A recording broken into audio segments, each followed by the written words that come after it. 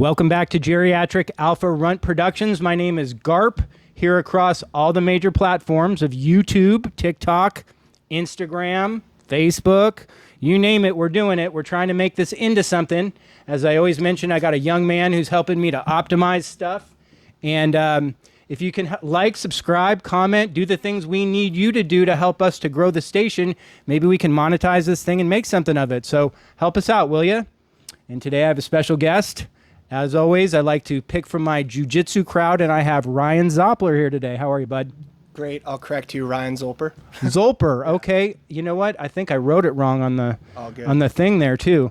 Yeah, we'll correct that for the second one. Let's just roll with it. All good.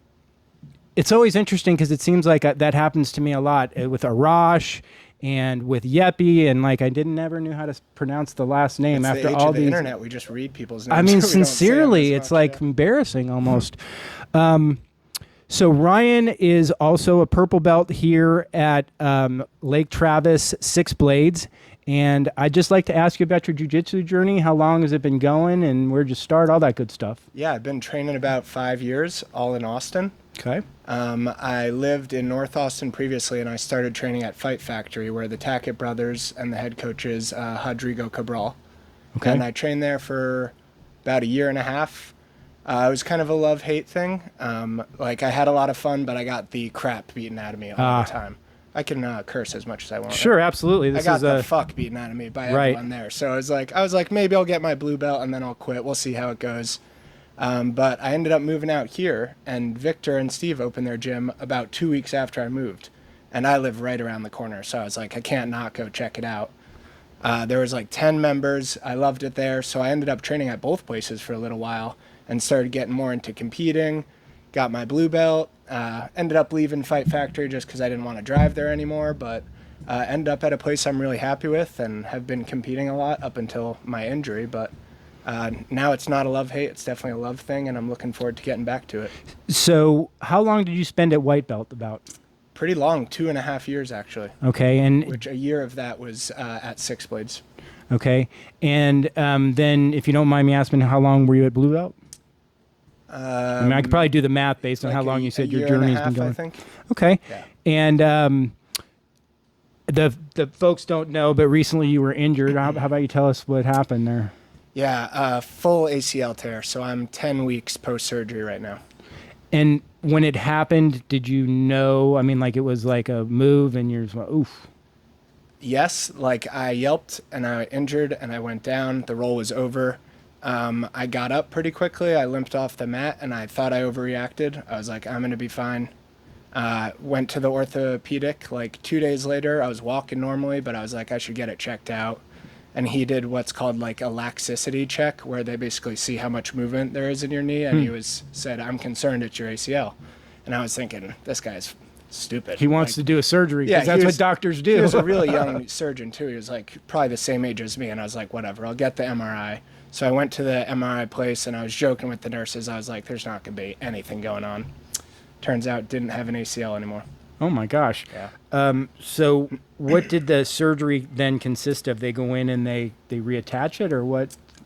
So there's a bunch of different graft options. It's called ACL reconstruction because they can't just heal your ACL when it no longer exists. So they have to get a new ACL from somewhere else. So there's a thing called autografts where they take your own body's tissue and make a new ACL. Or there's, I forget the other word, but there's a way that they can take it from a cadaver, allograft. That's what I was actually thinking you were going to go to initially. Right, and allografts, I learned, are generally for older non-athletes, whereas for younger people, they usually recommend the autografts. Okay. And so one of the newer techniques is called a quad autograft, which is what I got, where they take a piece of your quad tendon and use that as your new ACL. Wow. Yeah. Interesting. And so the recovery time is only 10 weeks, huh? No. Oh, you just want to be back in 10 weeks? No, I'm currently 10 weeks post-surgery. Okay. Full return to sport is anywhere between 9 and 12 months. Oh, wow. That's going to take some patience then, Yes. huh? Okay, well, are they going to let you ride a bike or do some physical type stuff? You're just not going to be like rolling. So I think it was Arash made a joke after my injury to me where he was like, well, now you can experience what it'll be like living as a normal person that's not obsessed with jiu-jitsu. But actually, the PT takes just as much time because I'm a nut job. I train like every day. But now I'm doing an hour and a half of PT every single day. So it's a lot less fun than jiu-jitsu, but it's still like a grind. Like I'm working on it every day. I'm finally to the point where I can do a full rotation on a bicycle. I'm finally to the point where I'm doing some real strength work, which for me is just like step ups and step downs. I'm not really lifting yet, but it's a workout and I got to do it every day. Have you ever had any knee injuries in the past, or this is a new thing? It's the first major injury I've ever had. I've had like some minor injuries all over the place, but anything like this. Did you wrestle in high school? No. Okay. And now everybody seems young to me, but I don't want to guess. Do you mind me asking your age? I'm 31. Okay. And at 31, I mean, gosh, you have eons of time in front of you. So the idea of actually like progressing on to black belt's a very realistic thing for you. Especially with someone like yourself who competes. Do you know how many times you've competed? I count matches actually because I had a goal that I would like to hit 100 matches before black belt. Wow, And I think super interesting. I'm in my 60s, something like 65 No kidding. matches. Wow, that's very impressive. Thank you. Okay, because I've only competed 3 times, and I'm like, I know you guys that are competing like, 5 times a year for many years in a row. I mean, it makes sense. So jiu-jitsu, obviously, I mean, gosh, I feel like I ask a lot of the same questions, but I mean, I have to. Jiu-jitsu, it really kind of takes over other aspects of your life, and it can really infiltrate like business and relationships and have positive effects on other parts of your life. Do you feel that way? Is there anything that you would be able to like tell us about where jiu-jitsu helps you in other parts of your life? Yeah, I agree. I forget who said it to me, but it was a morning class aficionado, and they said, like, no matter what happens the rest of your day, it's not stressful compared to getting the shit beaten out of you.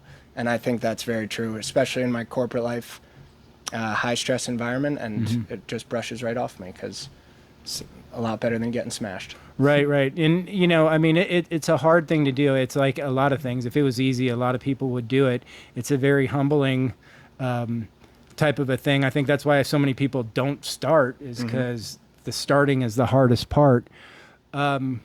So at this point in your journey, do you have a specific like maybe sequence or move that is really like a Ryan signature move that you like to work, the collar chokes, or you have something that's like a favorite for you that you could share with us? Yeah, I definitely do. I'd say I'm more of a no-gi person. Okay. And so the beginning of my journey, I really tried to learn a set of moves that applied to both. So when I was like a newer blue belt, I got super into coyote guard and like a wrestling style guard. And I found that worked well for me everywhere. And once I became maybe a later stage blue belt, I started to realize how much I was missing out in more gi specific, so I started to split the two.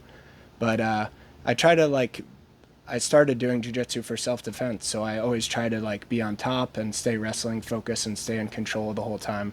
Not that I always train like that, because it's fun to be playful too, but that's definitely my A game. So with you being like a medium level age guy, I mean, you're not young, but you're certainly not an older guy, and being probably, I would have to say, that medium level like size guy too, where you're not a small guy, but you're at our gym, you're not a big guy.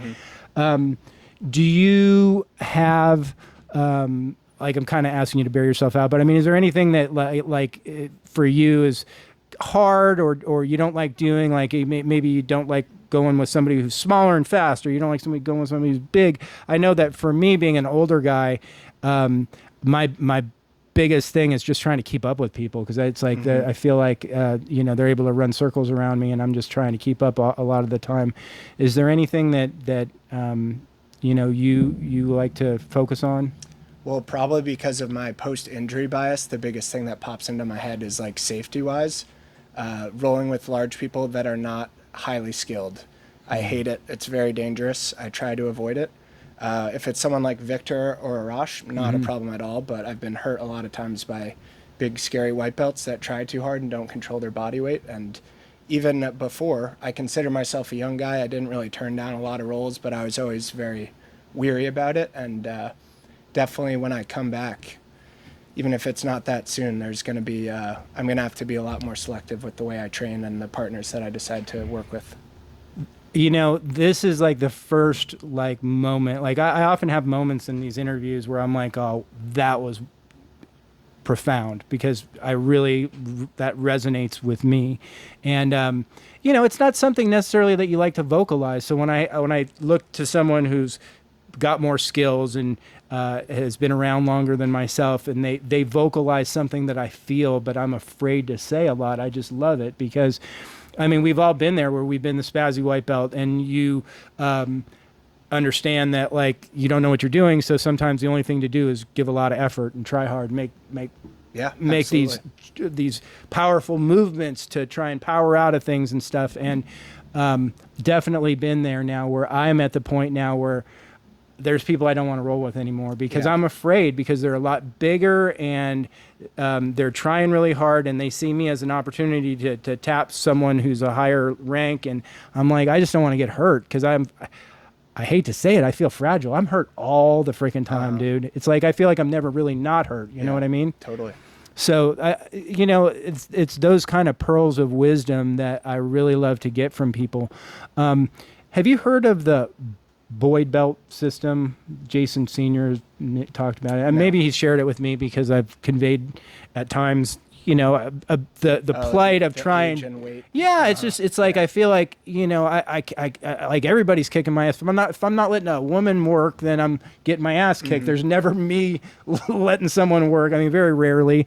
But, you know, point being is just that, you know, it's hard. So, the Boyd belt, what it is, for anybody who maybe hasn't heard this, is that supposedly there was a black belt who went to his instructor and was just telling him he was down because the lower belts were beating him a lot, and he was a 55-year-old guy.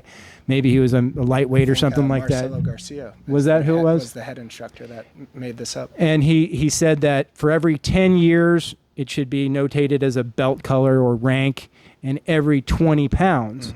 So that would mean to someone like me who's 55, if I was going with somebody who's 45, it would be a belt rank. If me weighing like 165, I was going for somebody who's 185, that would be a belt rank. And that's just like standard shit. I mean, you know what I mean? Going with younger guys that weigh 185. Right. So at least it helps me to justify sometimes, because they always tell you use technique, don't use strength and all that. But we know darn well that strength matters. That's why there's weight classes. That's, you know, I try not to use that strength. But I mean, it's an important thing. I'd love to go back to the topic of like turning down roles, because that's something I think about a lot upon my return. And it's really interesting in such a small, tight-knit gym as ours, how hard it will be to do. Because I've trained at a lot of really big gyms where it's easy to be like, that guy scares me, he's weird, I'm just going to avoid him. But you can't do that in a close gym where we're all friends, it's all first name basis. Very true. It's hard to do, it's personally uncomfortable. So it'll be an interesting thing for me to tackle that I haven't had to do a lot here. Yeah, you know, it's interesting, because I've kind of noticed there's a couple of people that stay away from me, and I kind of stay away from them. Do you have a couple of those? I wouldn't even call them nemesis, because they're friends, but there's a couple hard roles. Yeah, there's a couple hard roles that I would just rather avoid unless it's the very beginning or something, because it's going to be hard. What else can we say about jiu-jitsu? You know, I guess we can kind of, if it's okay with you, talk about the fact that you recently got engaged. So I can imagine that being where you're at in your life, that kids will probably follow that at some point, right? I think so too. We still got about a year till the wedding date, but we'll probably closely follow that. And these guys at Six Blades just do such a great job with kids that, you know, it's like everybody's hope that our kids are going to become jiu-jitsu prodigies and stuff like that. So I can imagine that we'll probably see you in there at some point with a child later on. I think that's one of the funnest two things about this jiu-jitsu journey, is even in a short time seeing people grow and change, and the life changes that are happening.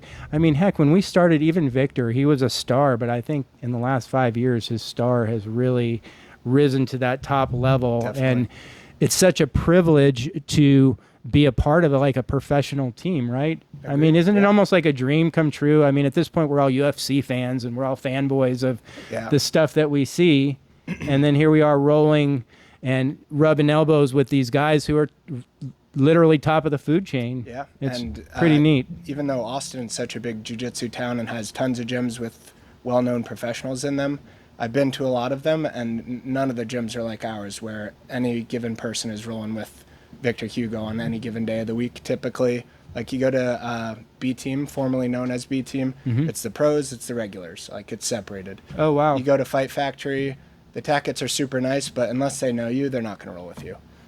And it's a very unique environment we're in for sure. Well, which makes sense too to some degree, because these guys are professionals, and if their business gets big enough, it's just impossible to like have interactions with everybody, which is probably a great intersect right now to cut this section off with jiu-jitsu, because we're going to come back in part 2 and talk about business and career. I'm looking forward to that. Please, again, like, subscribe, share, comment. Help us get to 1,000 subscribers, will you? Thank you. Hit that bell. Yeah.